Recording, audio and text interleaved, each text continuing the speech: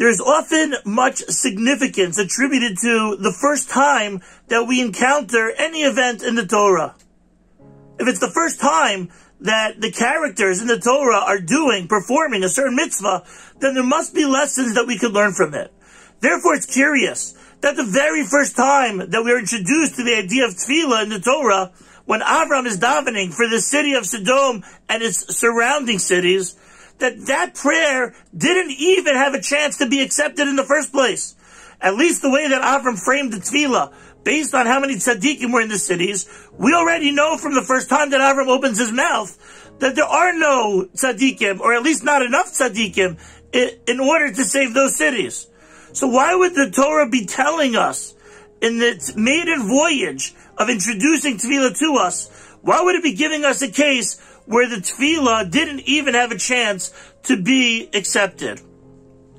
Perhaps the lesson that Hashem is telling us is that we've all heard throughout our lives that the answer no is an answer. But even if, for whatever reason, and certainly for our well-being, Hashem decides to give us an answer of no, Hashem wants to teach us by the first time that Avram davened that even if the tefillah is going to be no, the answer is going to be no, yet there's still significance to the process of tefillah. There are other things that are happening even if it appears that we are not being readily answered. Rav Shimshon Pincus writes, two of these ideas are the following. Number one is that even if what we ask for we are not going to receive, but yet the conversation with Hashem, if it's done in a meaningful way, that creates a bond with HaKadosh Baruch Hu. And as Rav Pincus says, that even if what we asked for got rejected, what could possibly be more valuable than having a connection to Hashem? So tefillah, even if it's not an answer to our to-do list, but tefillah has the significance of creating a connection to Hashem. A second advantage of tefillah is that even if we are rejected in what we're asking for right now, Rav Shimshon Pincus writes that tefillah goes into a bank.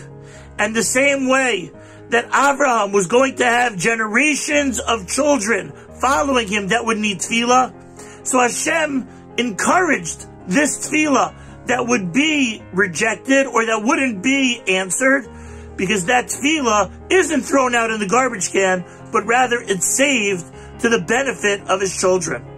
So there are advantages to tefillah even when the answer is no. Hashem should help us realize the power of tefillah and how much more significant it is if we take it seriously and we daven meaningfully.